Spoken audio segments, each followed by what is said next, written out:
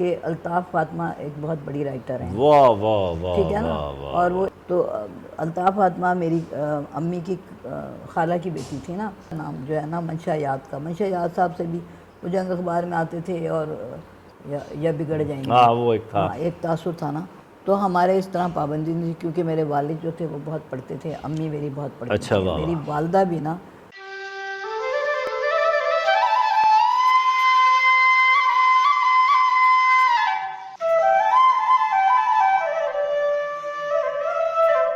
آداب دوستو، میں ہوں وقاص عزیز، سخن میں خوش آمدید کہتے ہیں. آج میرے ہاتھ میں جو کتاب ہے اس کا نام ہے سدا بہار چہرے، اور میرے ساتھ جو شخصیت تشریف فرما ہے، آپ بھی سدا بہار شخصیت ہیں. کیسی ہیں آپ میم؟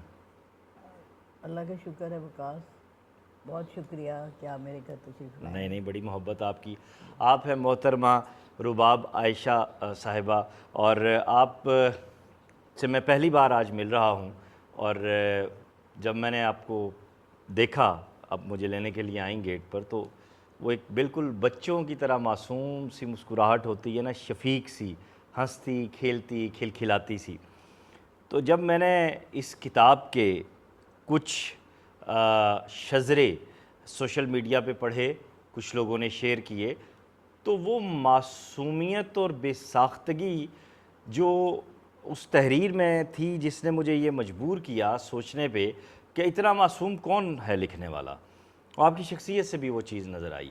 سدا بہار چہرے، آپ اسے یادیں کہیں، باتیں کہیں، شخصی خاکے کہیں، حوالے کہیں، آپ بیتی کے کچھ ٹکڑے کہیں، یاد بیتی کے کچھ حصے کہیں، زمانے کی گرد اور زمانے کے آئینے پہ پڑنے والی گرد کو ہٹاتے ہوئے جب بہت سی شکلیں یاد آئیں، بہت سے رستے جو آپ کے حافظے میں گمنام ہو جائیں، بے نام ہو جائیں، وہ جب یکدم ابھر کر سامنے آئیں، تو پھر یقیناً سدا بہار چہرے جو ہے وہ وجود میں آتی ہے. ایسے ہی ہے؟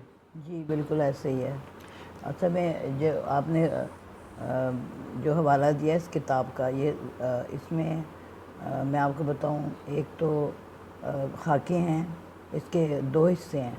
ایک تو خاکے ہیں، دوسرے جب میں نے صحافت کا سفر شروع کیا تھا، یہ تھا 1966، 66.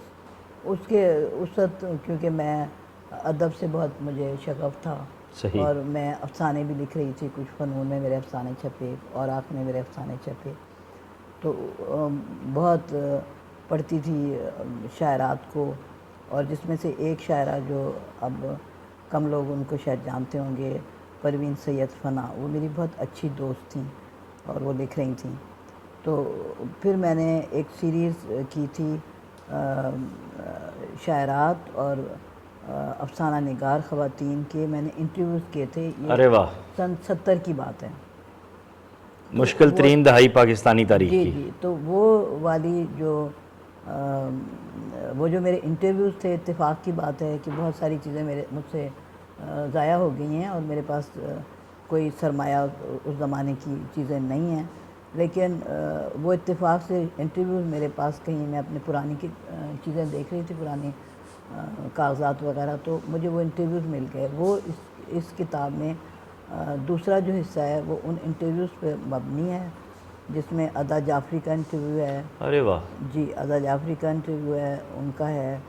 نثار عزیز بٹ ایک خاتون وہ تھی. تو اس میں بھی ہے. جی اسی میں نا. تو وہ انٹرویوز جو ہیں وہ میرے پرانے ہیں، جو میں نے سن 70 میں کیے تھے. اب تو ان میں سے زیادہ تر خواتین، خدیجہ مستور کا ہے، ممتاز شیریں ہیں. ممتاز شیریں کا ہے.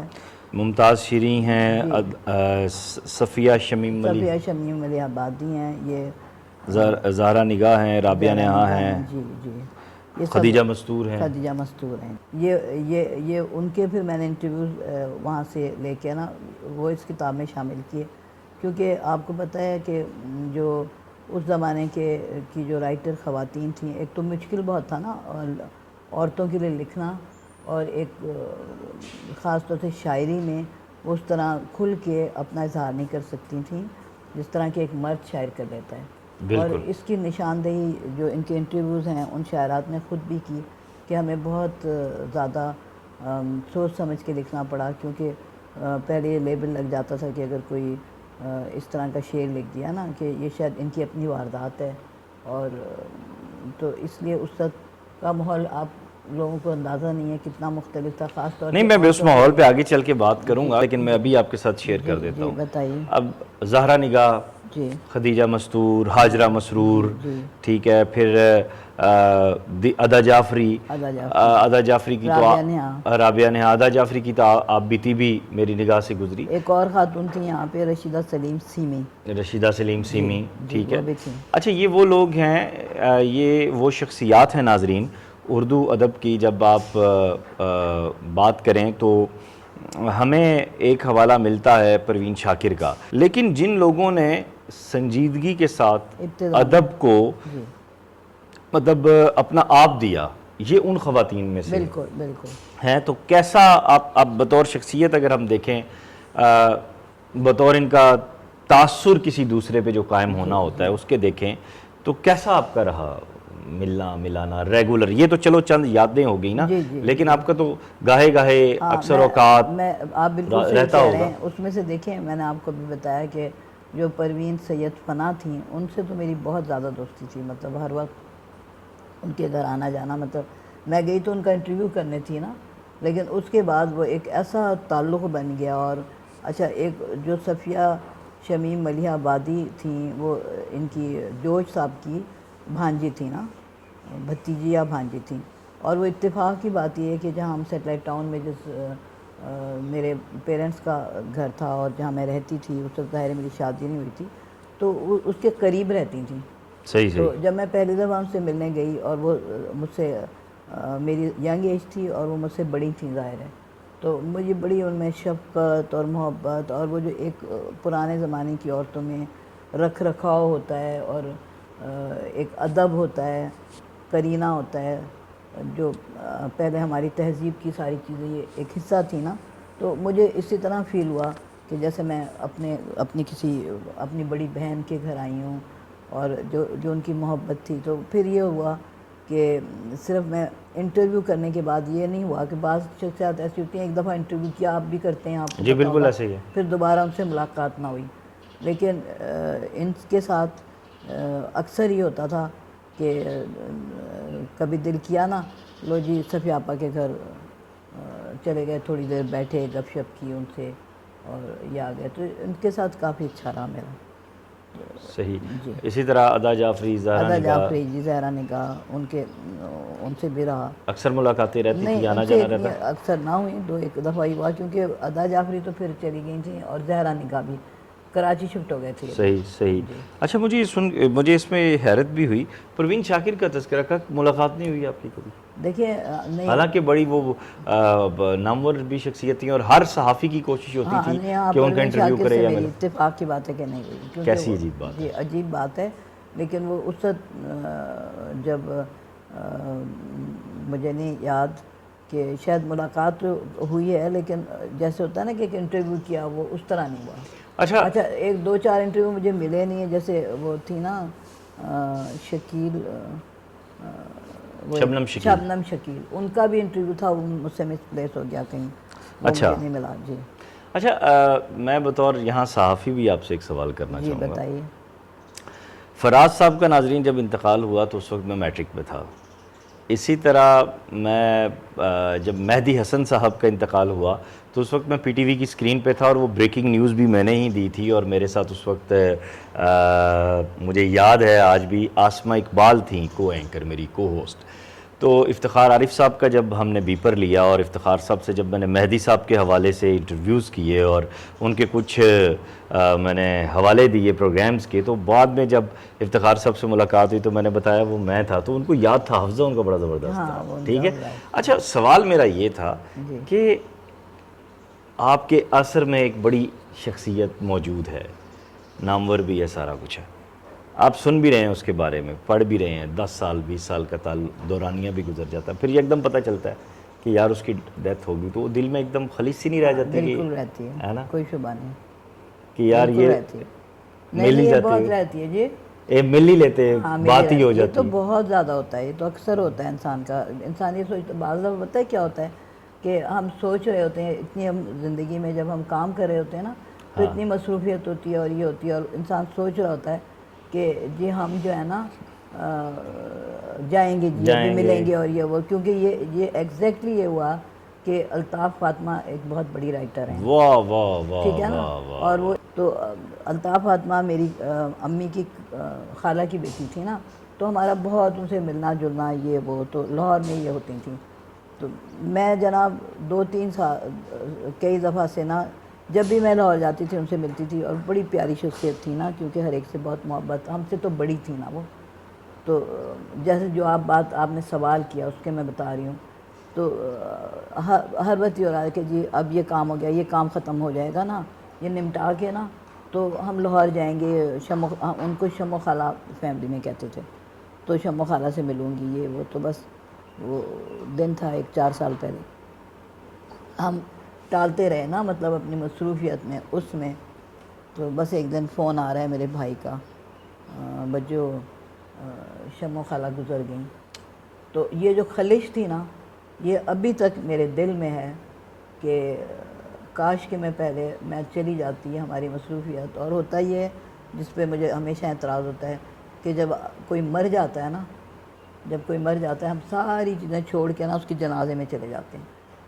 تو اگر وقاص زیادہ بہتر ہے کہ جنازے میں جانے سے پہلے اگر جا کے اس کے پاس 2 گھڑی بیٹھ کے کچھ اس کی سن لیں، کچھ اپنی سنا لیں، واہ واہ واہ، خالدہ حسین کا بھی ایسا ہی وہ رہا ہوگا، زیادہ بہتر ہوتا ہے۔ خالدہ حسین بھی اسلام آباد میں تھیں، کمال کی افسانہ نگار کو اب کئی لوگ ملتے ہیں دوست، کہتے ہیں یار وہ نئے لکھنے والے بالخصوص جو افسانہ نگار ہیں وہ کہتے ہیں خالدہ حسین سے کاش ہم مل لیتے جا کے، بس رشید امجد سے کاش مل لیتے، ٹھیک ہے، کاش منشا یاد سے مل اب لیتے۔ مجھے اب یہ دیکھیں یہ دوسرا نام جو ہے نا منشا یاد کا، منشا یاد صاحب سے بھی وہ جنگ اخبار میں آتے تھے، اور شروع میں 1-2 دفعہ کیا ہوا جب میں نے لکھنا شروع کیا نا، میں نے اپنے افسانے انہیں دکھائے، تو وہ اپنے رائے بھی دیتے تھے اور وہ ہوتا تھا، تو وہ کئی دفعہ سوچتے رہے لو جی منشا یاد صاحب سے جا کے ملتے ہیں، ان کی نا انہوں نے مجھے کتاب دی تھی، وہ سائن ہوئی نا ان کے افسانوں کی، نام یاد نہیں آ رہا، وہ ابھی تک ہے میرے پاس، اچھا، جی منشا یاد صاحب کی، کیا بات ہے، تو کیا بات ہے، وہ بھی ایک خلش رہ گئی کہ منشا یاد صاحب سے نا کتنا عرصہ ہو گیا تھا ہم ملے نہیں تھے، اور ہمیشہ سوچ رہے تھے جائیں گے کسی دن، جائیں گے کسی دن۔ تو کتاب کا کیسا رسپانس رہا؟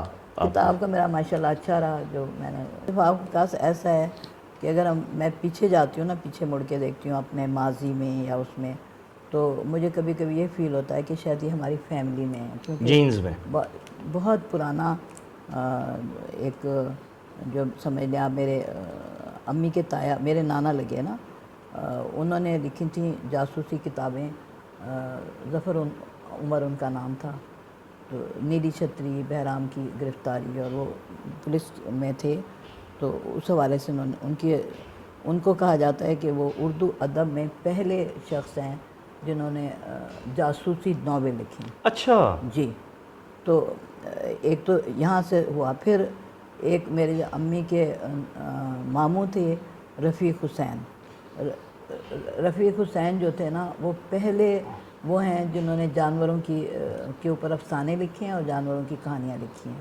ٹھیک ہے نا، اس طرح باقی الطاف فاطمہ یہ میری فیملی کی، اور بہت سارے نام ہیں لکھنے والوں میں۔ تو ہوا یہ کہ جب میں اسکول میں پڑھ رہی تھی نا، مجھے نہیں پتا تھا کہ میں لکھ سکتی ہوں، البتہ یہ ضرور تھا وہ ہمارے اس میں نا ایک ہوتی تھی، ایک تو ہمارے گھر میں پابندی نہیں تھی کہ جی لڑکیاں یہ نہیں پڑھ سکتی، ناول نہیں پڑھ سکتی، جب کچھ گھروں میں یہ ہوتا تھا جی لڑکیاں ناول پڑھیں گی، عشق یا شاعری پڑھیں گی تو خراب ہو جائیں گی یا بگڑ جائیں گی، وہ ایک تھا، ایک تاثر تھا نا، تو ہمارے اس طرح پابندی نہیں تھی، کیونکہ میرے والد جو تھے وہ بہت پڑھتے تھے، امی میری بہت پڑھتی تھی، میری والدہ بھی نا علی گڑھ یونیورسٹی سے انہوں نے گریجویشن کیا ہوا تھا، واہ واہ، سر سید والوں کا جو تھا نا، تو اس کے بعد کیا ہوا کہ ہم جناب آنا لائبریری ہوتی تھی ہمارے اس میں محلے میں، پہلے ہم پنڈی میں رہتے تھے آریہ محلے میں، تو وہاں آنا لائبریری ہوتی تھی، وہاں سے ہم نے